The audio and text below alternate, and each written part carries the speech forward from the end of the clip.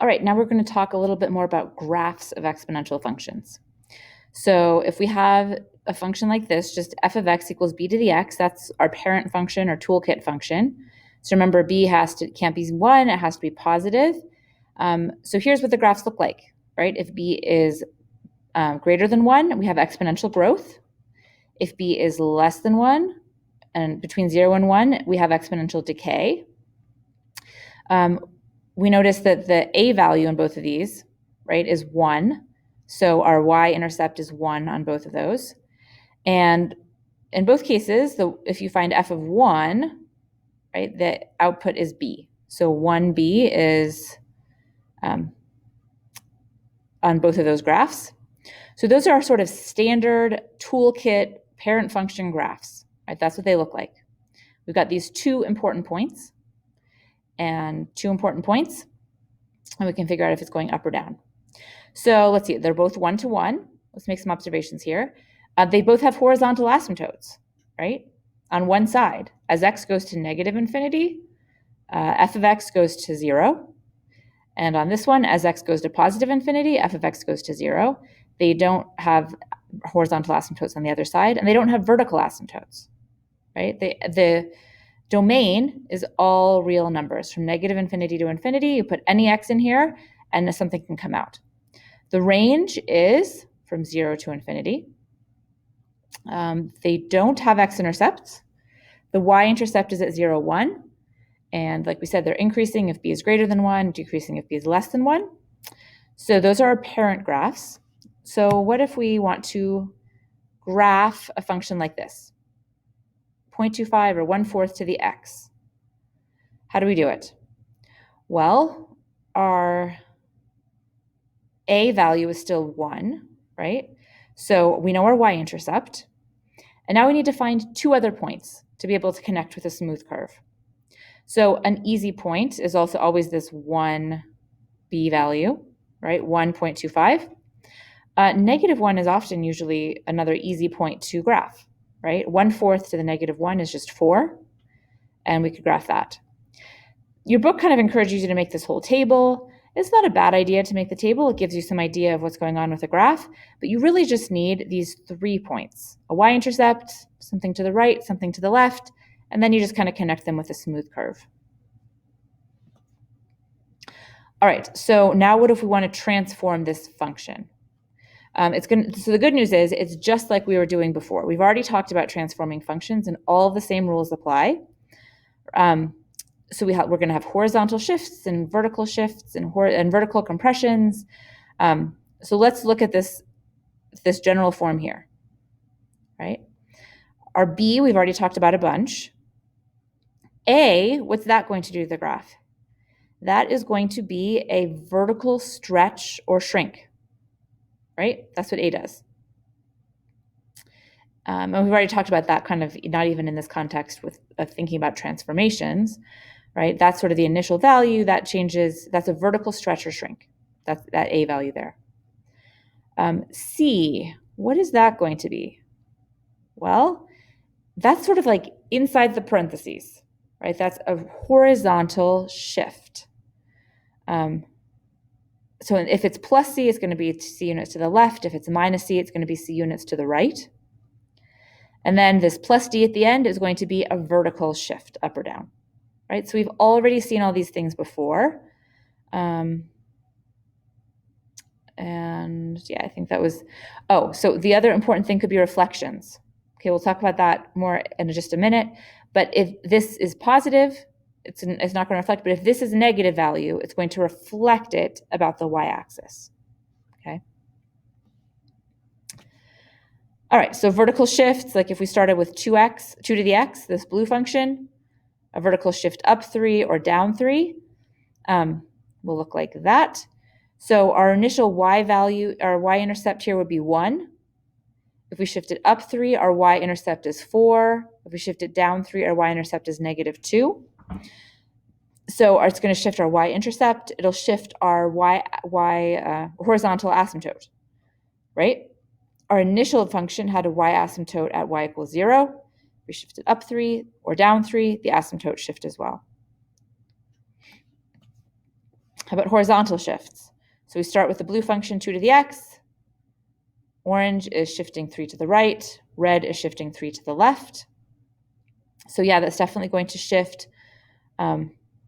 This point 0, 1 is going to shift over to the left 3 or to the right 3. That would be an important thing. That point, that y-intercept is it's kind of like the vertex of a parabola, right? That's sort of like an anchor point or a key point that we can, if we're shifting this, we can think about where does that point go? Goes to the right or to the left or up or down. So obviously horizontal shifts, it doesn't change our horizontal asymptotes at all. All right, so let's graph this thing. 2 to the x plus 1 minus 3, and then state the domain, range, and asymptote. So let's think what's going to happen to our key point, that y-intercept. Initially, that y-intercept would be at 0, 1, right?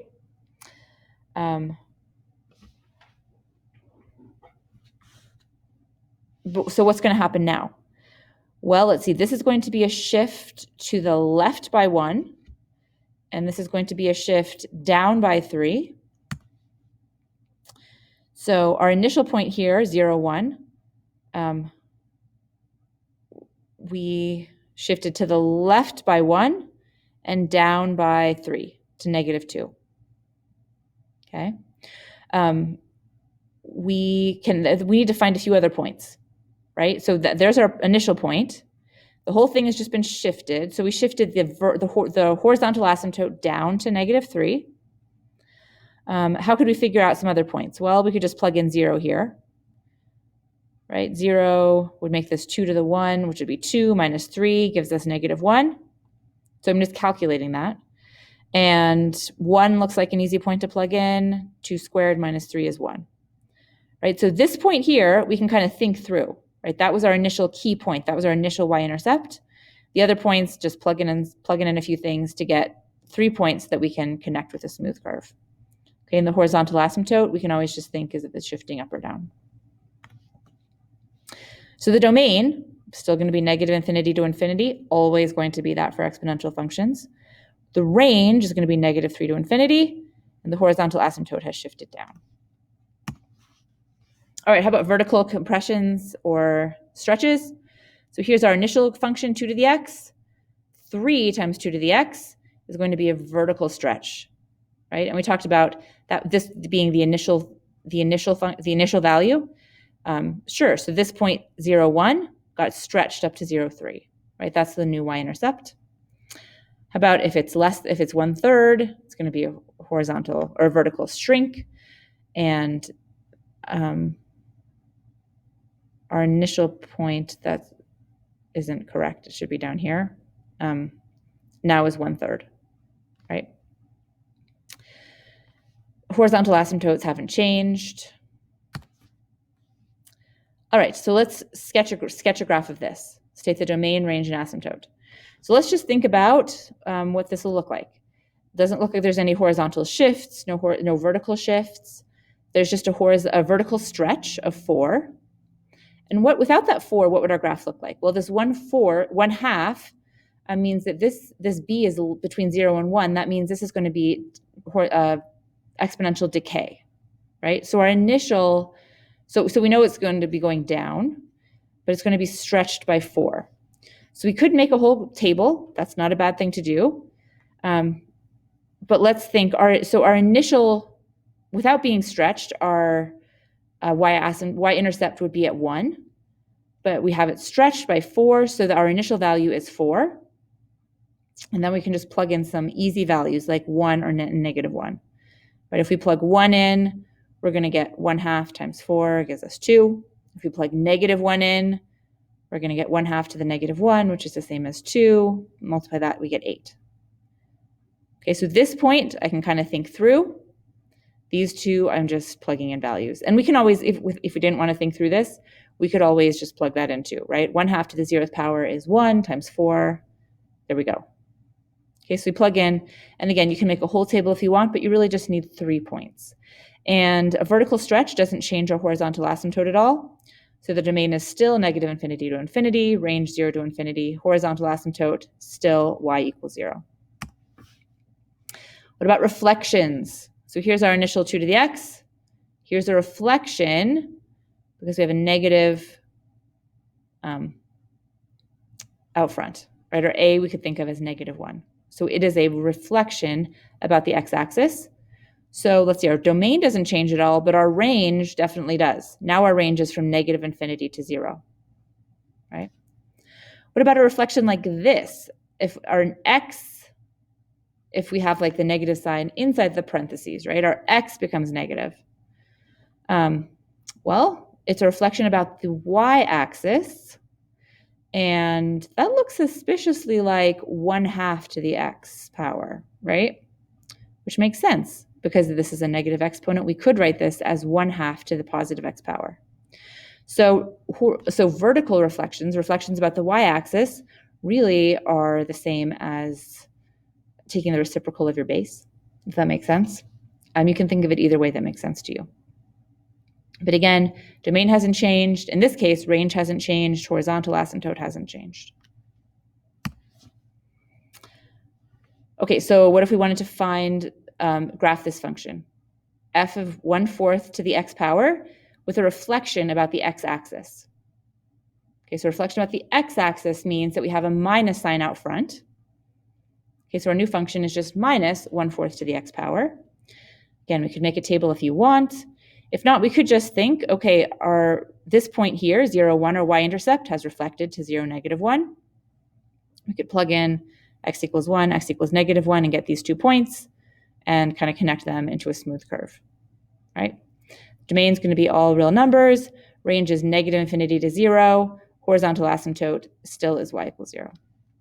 All right, what if they just give us a description and they want us to write an equation?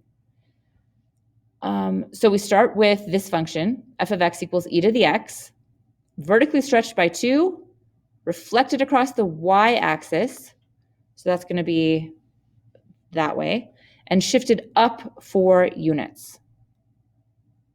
So why don't you take a minute and see if you can do that. We're going to start with this general form, right?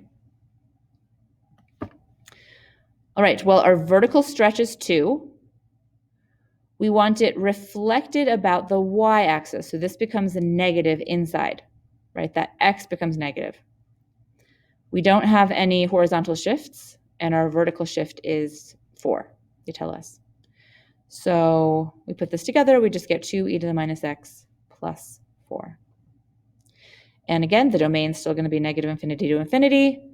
The range, think about what's happened here, is going from 4 to infinity. And the horizontal asymptote is y equals 4. I always think actually sketching the graph makes this easier to answer. So you might want to sketch that graph just to think about what the range is going to look like and what happens to the horizontal asymptote. All right, so the good news is this is all things that we've done before. Now we're just applying them to exponential functions instead of polynomials.